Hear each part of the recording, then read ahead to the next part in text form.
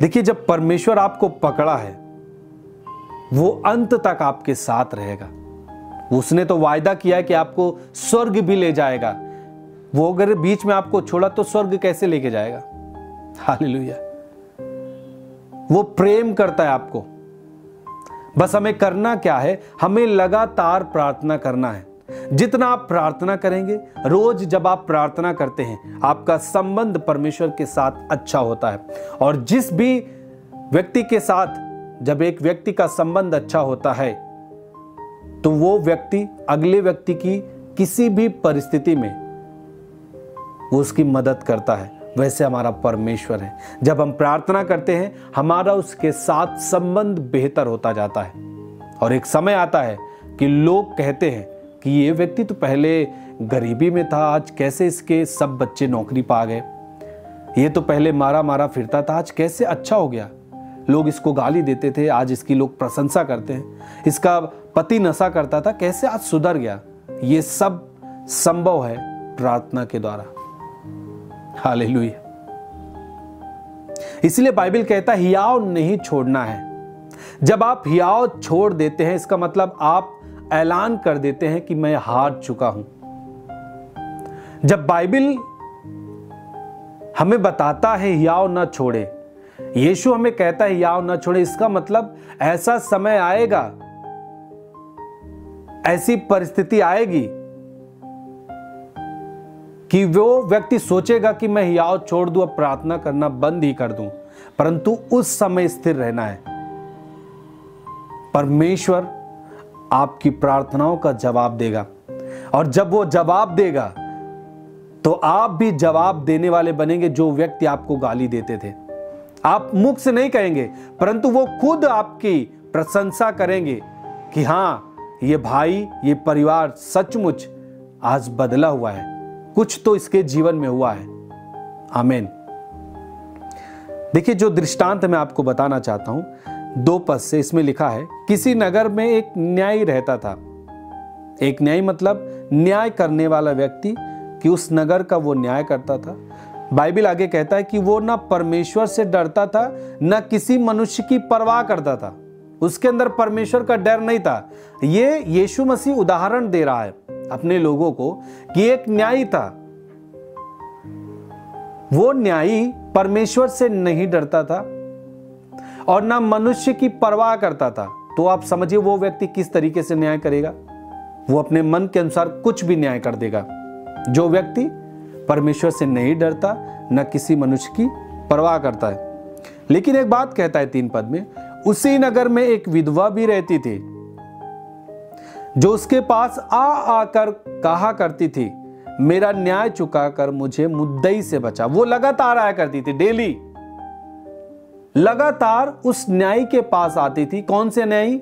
जो परमेश्वर से नहीं डरता था, न मनुष्य की परवाह करता था, परंतु मनुष्य, वही एक स्त्री, उस न्यायी के पास रोज जाया करती थी और कहती थी कि मेरा न्याय चुका दे, मुझे मुद्दई से बचा। 4 पद, कुछ समय तक तो वह न माना, परंतु अंत में मन में विचार कर कहा, यद्यपि ना मैं परमेश्वर से डरता, ना मनुष्य की कुछ परवाह करता हूं, तो भी यह विधवा मुझे सताती है। ये डेली आया करती है मेरे पास, इसलिए मैं उसका न्याय चुकाऊंगा। कहीं ऐसा ना हो कि घड़ी घड़ी आकर अंत में मेरी नाक में दम कर दे। हालेलुया। आप सोचिए, प्रभु एक उदाहरण दे रहा है कि एक न्यायी जो न परमेश्वर से डरता था, न किसी मनुष्य की परवाह करता था, उसके पास एक स्त्री, विधवा स्त्री लगातार जाया करती थी, तो उसे मजबूरन उस विधवा का न्याय चुकाना पड़ा। 6 पद, प्रभु ने कहा, सुनो यह धर्मी न्यायी क्या कहता है, इसलिए क्या परमेश्वर अपने चुने हुओं का न्याय न चुकाएगा? चुकाएगा। हालेलुया। जब एक अधर्मी न्याय चुका सकता है, तो एक धर्मी जो यीशु मसीह है, वो आपका न्याय क्यों नहीं चुकाएगा? चुकाएगा आपका न्याय। हालेलुया। सोचिए, जो अधर्मी, उससे मनुष्य से कोई मतलब नहीं, वो अपने परिवार में मस्त, अपने परिवार की फिक्र केवल करता था, किसी मनुष्य की परवाह नहीं करता था और ना परमेश्वर से डरता था। यदि परमेश्वर से डरता तो न्याय कर देता, लेकिन अधर्मी था तो भी उस स्त्री के रोज उसके पास जाने के कारण उसे न्याय करना पड़ा। तो वही यीशु समझाना चाहता है कि जब वो अधर्मी न्याय कर सकता है तो क्या परमेश्वर आपका न्याय नहीं चुकाएगा? जिसने आपको चुना है वो आपका न्याय चुकाएगा। ये बाइबल दिखाता है, दर्शाता है। हालेलुया। लिखा है, क्या परमेश्वर अपने चुने हुओं का न्याय न चुकाएगा जो रात दिन उसकी दुहाई देते रहते हैं? क्या वह उनके विषय में देर करेगा? देर नहीं करेगा। आमीन।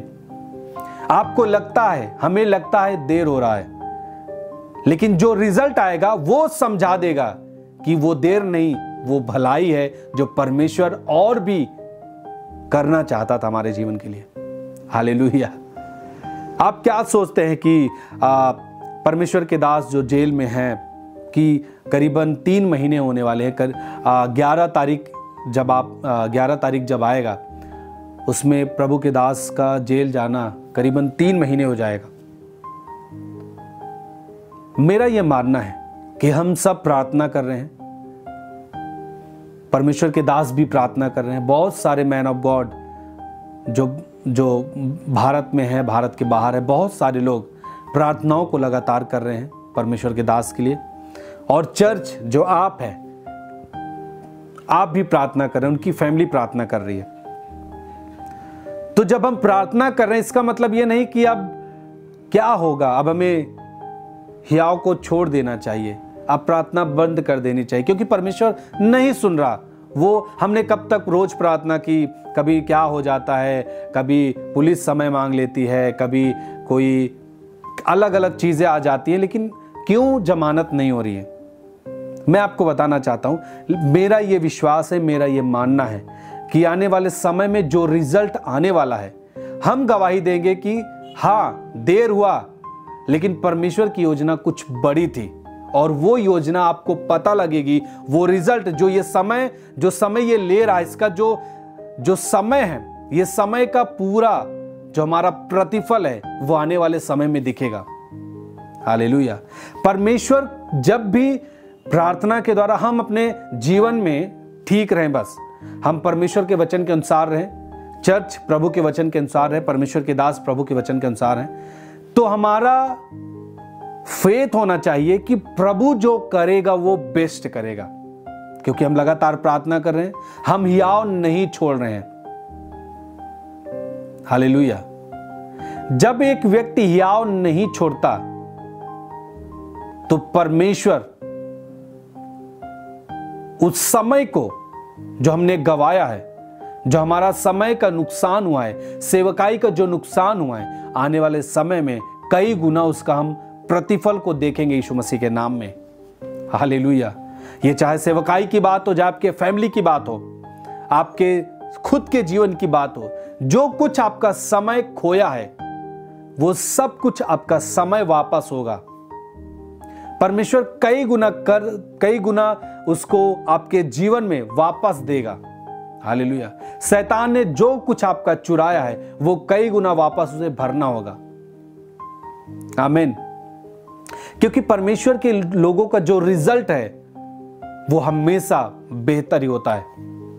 चर्च की सभी प्रार्थनाओं को और परमेश्वर के दास के द्वारा टीचिंग सुनने के लिए और अपडेट्स को जानने के लिए हमारे इस चैनल को सब्सक्राइब करें और साथ में बेल आइकन को जरूर दबाएं, ताकि जब भी लाइव प्रार्थना हो तो सबसे पहले आप देख सकें।